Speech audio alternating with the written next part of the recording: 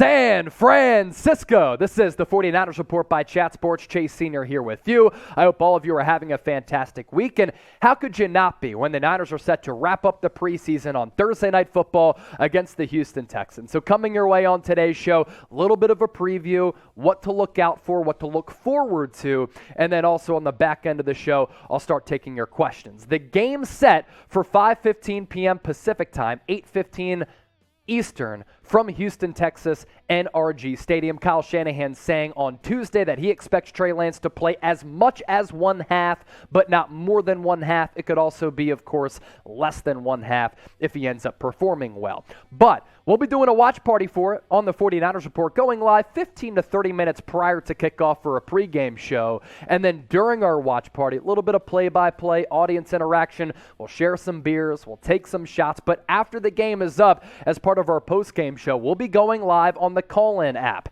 It's like Twitter Spaces, but even better. It gives you the opportunity to call into the show, interact with me, and we can react to the game all together. So download the app on your iPhone or Android device by heading to chatsports.com/49erscallin. It's available in the Apple Store or the Google Play Store. And when you do that, make sure you subscribe to the San Francisco 49ers Report.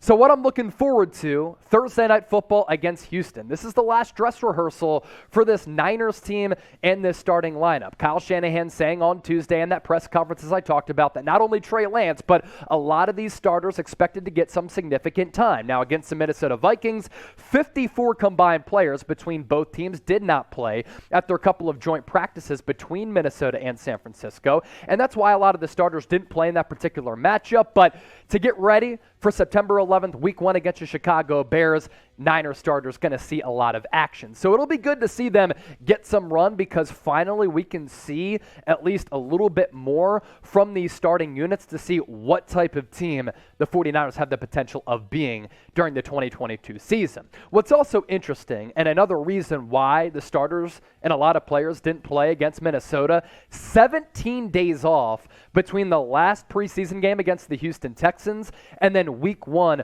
against the Chicago Bears. So that's why there can be a little bit of an extended runway for these players with that amount of time off, and that's good because some of these players do have to get healthy coming off those soft tissue injuries. What I'm also looking forward to, I just frankly want to see more growth from Trey Lance, and I'm thinking that Lance might be a better game player as compared to a practice player. Throughout training camp, he's really been up and down. Couple of reasons for that. He's going up against this vaunted Niners defense that could end up being one of the best, most dominant in the National Football League. You look at the first two preseason games against the Packers and Minnesota, even the Niners' second and third string defensive lines have been wreaking havoc, generating pressure consistently. That's what Trey Lance has to face every single day. And going up against a different defense, one, the defense doesn't know what's coming, like the Niners defense sometimes does, and it's just a refreshing look and a change of pace for Trey, who every time he's been on the field, he's uncorked some type of deep ball or explosive play. I want to see more of that on Thursday night against Houston. As for the offensive line, outside of Trent Williams, who is right here to my right, looking down on me because he's a massive human being, I have questions along the offensive line. Basically, every other position outside of Trent Williams, with the starters and the backups, they need to improve and have a better showing. In the second half against Minnesota, they were certainly better, but this offensive line, they just have to hold up a lot better in pass protection, as well as opening up some holes for the ground game. 49ers defensive line. If you enjoy watching the tape, and if you enjoy just watching defensive linemen just maul and run over and throw offensive linemen to the side into the dirt, then you got to watch the Niners games. Brian Baldinger did a great breakdown of all the pressure that the Niners defensive line has been able to generate. And we're not just talking about the first string unit with Nick Bosa, second string, third string. They are so deep and well coached at that position that other teams' backup offensive linemen and starters have been completely overwhelmed by the Niners' physicality and their overall dominance up front. That's a big reason why I think San Francisco could be one of the most dominating defense in the league this year. The running back competition, it's on. Now, Kyle Shanahan did say today that Elijah Mitchell with that hamstring injury on track to play week one. Of course, he missed a handful of games last year. That's a little bit of a concern. But with this running back competition, Trey Sermon needs to prove himself. He's looked slow. He's looked unexplosive. He's looked indecisive. I want to see him improve. And breathing down his neck, Jordan Mason, the UDFA out of Georgia Tech, the highest graded running back in the NFL preseason according to Pro Football Focus, and Ty Davis-Price, who had nice balance and power in that game against the Vikings and played very well against the Packers. So that running back competition is a stiff one, and JaMychal Hasty caught that touchdown, maybe the best pass-catching back on this roster. This is also a big game for some roster bubble players, to the likes of Malik Turner, Kamoko Toure, some of these other defensive linemen like Hassan Ridgeway, Jordan Willis, they are battling for roster positions. And for a guy like Malik Turner, he's shown throughout his NFL career in the preseason, he's capable of catching passes and making an impact on special teams. I think he makes this roster, at least for me. He makes my 53-man, but guys like that have to have a good showing against Houston. Lastly, I need more Jordan Mason. I want to see a lot from Jordan Mason, the highest graded running back throughout the preseason, according to Pro Football Focus, a guy who is decisive, unlike Trey Sermon, who has explosiveness, unlike Trey Sermon, hits the hole, runs hard, breaks tackles, and always falls forward. His college coach at Georgia Tech, Jeff Collins, comparing him to Marshawn Lynch was a little bit high praise, right? But with the way that he runs and the style in which he plays with and the fact that he can play special teams, you can see why there are those comparisons and why this guy, in my opinion, should make the roster. And if I were to keep one running back with what I've seen up to this point, I'm taking Jordan Mason over Trey Sermon, even though Trey Sermon was drafted in the 3rd round last year and Jordan Mason a UDFA this year. Before we start taking your questions, predict the score for this game. Niners, Texans, final preseason game of the 2022 slate. Let me know. Get those score predictions in the comment section right now. Now we start taking your questions about all things San Francisco. This one coming in from Chua Lore. What should the Niners do with their 6 picks next year in the draft? Get a center. If you move on from Jimmy Ward, got to get another safety. Continue to beef up the offensive line, maybe get another skill position player or a backup tight end who can actually fill in for George Kittle at some point down the road. The way too early look at what the Niners might do in the 2023 NFL Draft. Adrian Avila next up. What do you think about Jed York saying they wouldn't mind keeping Jimmy Garoppolo? I think Purdy has done well in the preseason and can do good as a backup. Don't think we need to keep Jimmy Garoppolo.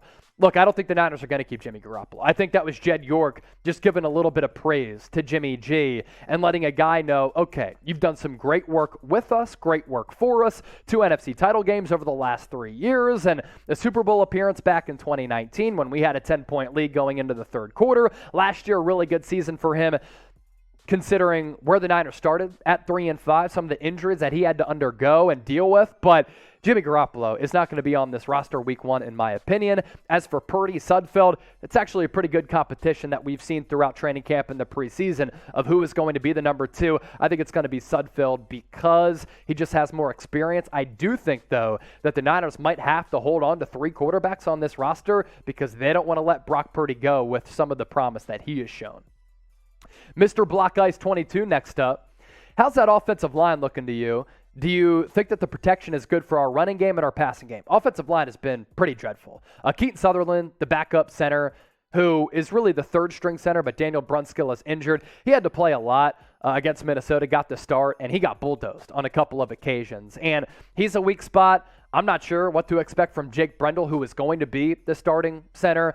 Left guard with Aaron Banks, a question mark. Mike McGlinchey, Kyle Shanahan did say he's optimistic that he can play week 1, but still not sure and fully committed to Mike McGlinchey playing right tackle. So if that's the case, Jalen Moore, Colton McKivitz might get the start at tackle. So outside of Trent Williams, the offensive line has a lot of question marks. There's no doubt about that. A super chat that we have to get to coming up around the corner. First, though, after this Texans game and following our watch party, we'll be doing a live podcast on Callin. If you've never heard of Callin and you haven't joined one of our live podcasts, think of it like Twitter Spaces, but it's so much better and more interactive. There's a comment section. You can call into the show like a sports talk radio show, and right now you can download the app on your iPhone or Android device so that you can actually call into the show. You can listen on your web browser, but that's no fun because you actually can't call in. So download the app today on the Apple Store or Google Play Store. All right, next up, it is a $2 super chat from Kenny and Roberto. I'll be 22 on Saturday. Well, hopefully the Niners win on Thursday, no big injuries, so that you'll be able to celebrate your birthday without having to worry about any of that. And I hope that you have a great day on Saturday, Kenny and Roberto. I'm not sure if it's Kenny's birthday or Roberto's birthday. If it's both, that's absolutely awesome. Happy birthday to you in advance, and thank you so much for supporting everything that we do. Much love. Justin Abalera, another one of our loyal subscribers, who ends the year with the most touchdowns as a running back. Still going to go Elijah Mitchell, but the injury history is a little bit concerning. This guy coming out of Louisiana, a little bit on the slighter side, and so far, he's been injured in year one. Right now, he's injured again. And the hope, expectation is that he's going to be able to play week one against the Chicago Bears. Luckily, running back is a position where you can kind of plug and play, especially in this offense. But I'm going to go Elijah Mitchell just because of his potential and just because I think that he's going to be able to come back and hopefully stay healthy throughout the year. Joe Rojas, do you see Trey Sermon getting traded or let go? He could be a trade candidate, but other teams might have leverage and say, look, if the Niners are trying to trade Trey Sermon, that probably means they don't have plans to keep him on the 53. Should we wait for them to cut him and then we get him for free? But for a former third-round pick who still does have some potential, he could have some trade value. Maybe you get back a sixth-round pick for Trey Sermon. If Jordan Mason is the better player, go with Jordan Mason because I haven't seen a lot from Trey Sermon in a year and change so far. K-Kang Pay 86. Do you think that Lance to Brandon Ayuk will be super predictable? Do you think that Debo will show out this year now that he got the big bag? Predictable? I don't think it'll be predictable because I don't think this offense in general is predictable. The pass game isn't predictable with the way that it's schemed up, especially with the play action element to it. The run game with Lance now having the run option on some of those RPOs or read options, that makes it unpredictable. So I think that Lance to Brandon Ayuk, Lance to Ray McLeod, Lance to Danny Gray, those are three deep threats you have on the roster now. You only had one of them last year in BA, but he wasn't utilized in that manner because Garoppolo didn't throw the deep ball. As far as Debo, I think there might be a little bit of a slow start for him like there was last year. He struggled to find his footing and a level of continuity with Trey Lance yesterday as we record this on Monday during practice. Trey Lance tried to target Debo 3 times and was picked off 3 times. So that connection a little bit slow to get started. Debo is obviously not partaking in these practices for a little while. And I think that Debo's trying to get back in shape. But if you utilize Debo as that wide back and in that wide back role to start the year, I think that'll benefit San Francisco and allow him to be some type of an impact playmaker. Evan Hinders, last question for today's segment. Should the 49ers call Will Fuller? It's actually somewhat surprising that he's still out there. He, too, a good vertical threat. He can take the top off of the defense and get up and down in a hurry. Problem with him, a lot of soft tissue injuries over the last couple of years, and that's really been the problem for him since coming out of Notre Dame. So I wouldn't because you have Ray McLeod, you have Danny Gray, and you have Brandon Ayuk. Before we hop on out of here, who are you most excited to watch against the Houston Texans on Thursday Night Football? Let me know right now in the comment section. Give me a name or names.